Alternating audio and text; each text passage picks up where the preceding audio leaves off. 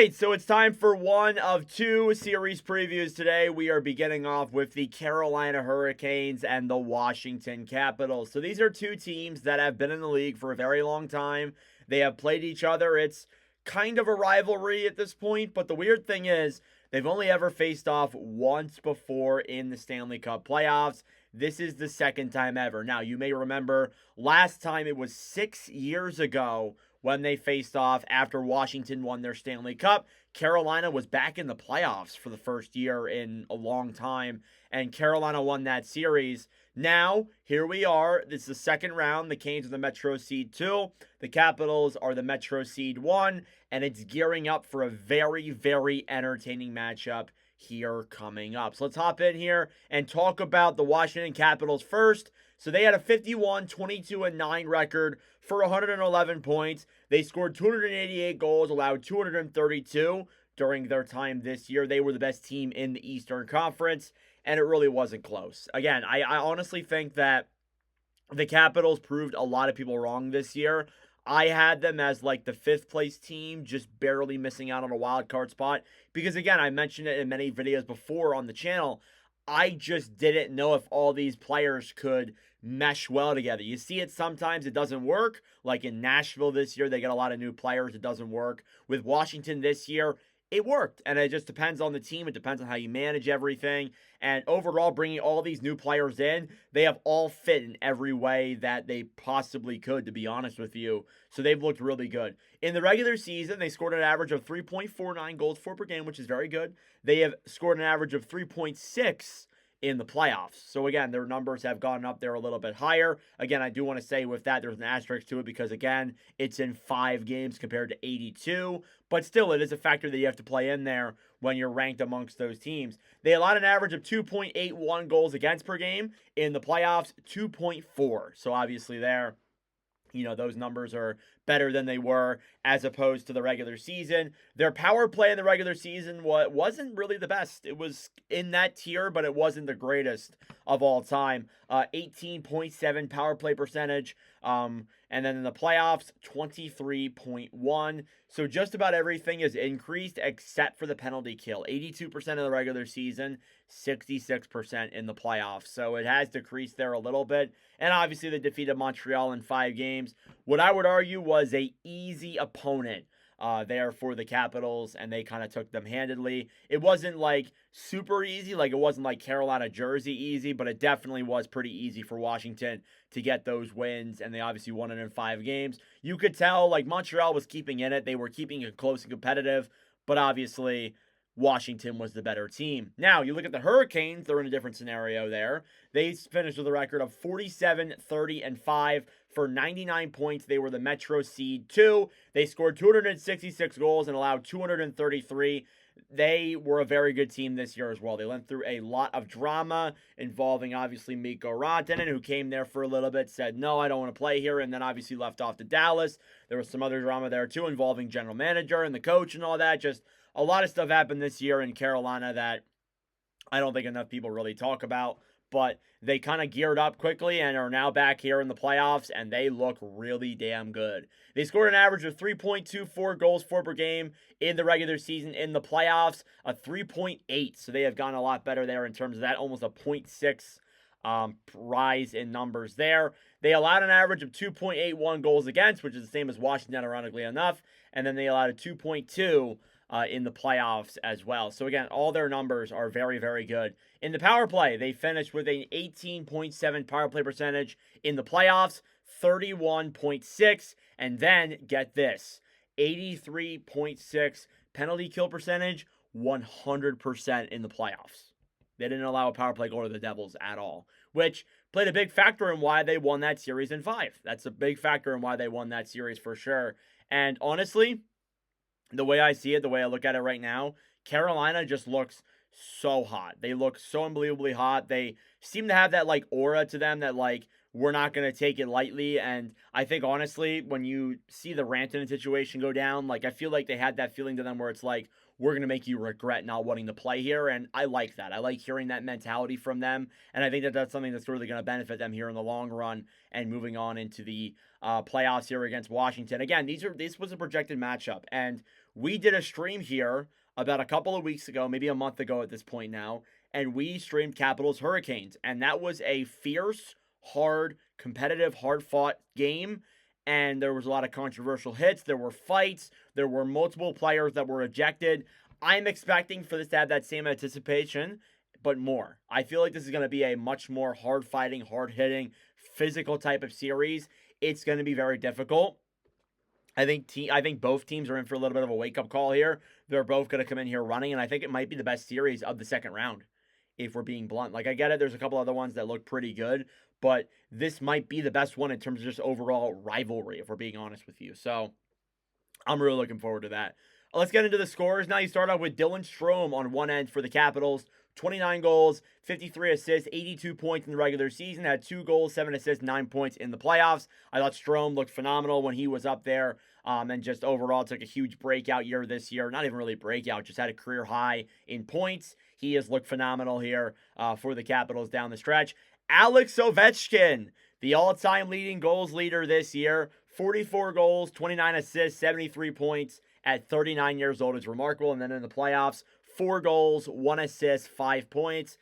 He is so good. It is just insane. Like, at 39 years old, like, he has just had an unbelievable career season. He's the all-time goals leader. That is not to be taken lightly.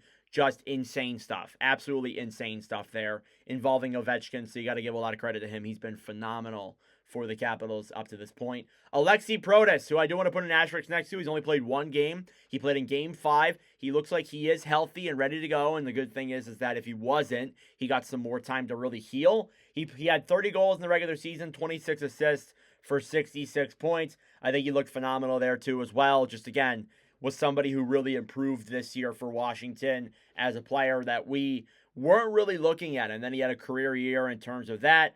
And he obviously got injured at the end of the regular season. He's played 1 game in the playoffs. I think having him healthy against Carolina is huge. That is absolutely huge, to be honest with you guys.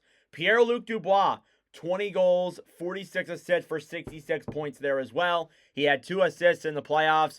Dubois, again, like from the year that he had in LA, I think he had 40 points in that year in Los Angeles. He's had 46 assists this year. Just crazy stuff, honestly. He has taken a massive jump in his production numbers in Washington that has been a major benefit for him. And then Tom Wilson, too. 33 goals, 32 assists, 65 points. Had 2 goals, 3 assists, 5 points with the Capitals in the playoffs. Again, you know what Wilson can be. He's a hitter. He's a scorer. He can do that on both ends of the rink there. It's phenomenal to see. And overall, Wilson's been a very solid and very reliable player here for Washington down the stretch. Other guys that I think are worth shouting out, Connor McMichael, too, has looked phenomenal in these playoffs. Jacob Chikrin's looked good as well. I think overall, this whole team, for the most part, has looked very good. And I think that that's something that you need to take away there as a major positive here coming in against Carolina. Whereas the Canes, their team looks pretty good, too. And this is going to be, again, a very highly contested, highly physical, highly offensive-powered series. But one guy that you cannot question will provide offense is Sebastian Aho. 29 goals, 45 assists, 74 points this year. He had 3 goals, 5 assists, 8 points in the playoffs. Fun fact, all of the overtime goals that Carolina has scored this year have been from Sebastian Aho. And I think that's just actually insane to think. He's scoring all your overtime goals. He is a very consistent playoff player as well. I think he's over a point per game in the playoffs. That is one guy that you cannot question whatsoever about being a playoff player. He 110% is, and he is just still phenomenal all these years later with the Hurricanes. Seth Jarvis, 32 goals, 35 assists, 67 points there too. Jarvis, nothing short of a phenomenal player, honestly. Just, again, the steps that Jarvis has taken over the last couple of years to become the guy that he has. It's insane that he went like 13th, 14th overall back in 2020. He should have probably went top 5, maybe even top 3. You can make an argument for it for sure. He's been unreal here in these playoffs and throughout the regular season too. Andrei Svechnikov. I'm not going to lie to you. I was a little bit down on this guy recently. He had 20 goals, 28 assists, 48 points in the regular season, which I got to be honest with you, really wasn't second overall caliber in my opinion. But then in the playoffs, 5 goals, 1 assist, 6 points. He leads his team in goals on the power play, and I think that really does mean something. He's been nothing short of incredible in these playoffs, and he's a guy that you really want to watch out for there on Carolina for sure. So he's exciting there as well. Shane Gostisbehere, 7 goals, 38 assists, 45 points, had 1 goal, 3 assists, 4 points in the playoffs as well. I thought overall Gostisbehere had a very good season too. Everybody kind of overlooks that in terms of the fact that, like, oh, it's Gostisbehere. He's been that quarterback to that power play practically. Like, that guy's been back there just racking up the assists, racking up the points, and I think he has the most power play points in the NHL. He's been phenomenal and a big part of why Carolina's power play's been pretty damn good, if we're being completely honest with you guys right now. Now, as well as that too, Taylor Hall, a mid-season acquisition, 18 goals, 24 assists, 42 points. Now, keep in mind, not all of those are with the Carolina Hurricanes. Some of those are with the Blackhawks. He has 1 goal, 2 assists, 3 points in the playoffs this year as well. So, again, they have guys on all their top 6, their bottom 6 that can score goals for you. They have guys like that. Taylor Hall has become a really good acquisition for them. He's been a good veteran leader type of presence on Carolina, and it seems like he's finally starting to go on the run that he legitimately deserved, because he's been around the league just so much. He's been like everywhere, and finally he finds a spot where he can just sit down and play here. He signed a 3-year extension with Carolina as well. Good stuff to see there for sure. And then as well as that too, I want to give shout out to Jackson Blake, who is probably one of my favorite players this year. I'm not going to lie. I've seen Jackson Blake score some pretty nice goals for Carolina when the games I've watched and the games that I've commentated this year. He's been one of my favorite guys to watch on Carolina, and I'm looking forward to seeing what he's going to do in this year's playoffs and through this second round too. And then Logan Stankoven, young rookie for Carolina, spent some time in Dallas before being traded in the Rantanen deal. He's come over and it's been good for Dallas too, or for Carolina as well. I'm still getting used to it. And he still can score. Like, it's crazy how a guy like this, kind of like Wyatt Johnston, his former teammate, they are young players and they have that playoff atmosphere and just style to them right away. It's incredible to see, honestly. Now, one of the biggest deciders for this team moving forward is going to be 110% the goaltending. That's the biggest thing. We'll start off with Washington. You have Logan Thompson in net. 31, 6-6, a 2.49, and a .910. In the playoffs, he was 4-1 with a 2.23 and a .923. So Thompson in the playoffs has been phenomenal. He has kept Montreal at bay for many parts in that series, and he will be the best goaltender in this series, no doubt in my mind about it, and he is somebody that you absolutely need to watch out for heading into these playoffs. Carolina's got a lot in store if they can't beat him. They are going to be in big trouble if they can't find a way to beat him either. And then on the other end, you have 2 goaltenders there for Carolina that I think might actually see some playing time. You have Frederik Andersen in net first, 13, 8-1, a 2.50, and a .899. He was 3-1 in the playoffs with a 1.59 and a .936. He was phenomenal when he needed to be. I don't even think they allowed more than 1 goal in a game until game 4. And that was when Kochetkov was in net, who had a 27, 16, and 3 with a 2.60 and a .898 in the regular season. He was 1-0, a 2.5, and a .900.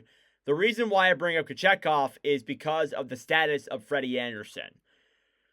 I'm a little bit worried, even if he is healthy heading into this, that he may not be in future games in this series. His health is a very big concern. It's a problem that I think definitely should be addressed, and I think that Kochetkov, I'm not as reliable on him as I would be on a guy like Andersen, which is why I kind of lean Washington in this series, but I'm going to stick with my gut and pick Carolina. I'm going to stick with my gut. I'm going to stick with what I made at the beginning of the playoffs. I'm not going to use the recency bias to kind of change the narrative, because I almost did that in the first round with Edmonton, LA, and Colorado, Dallas, and both the teams that I picked initially both won. So I'm not going to really hold my breath there with this whatsoever. I still think that Carolina can win this series.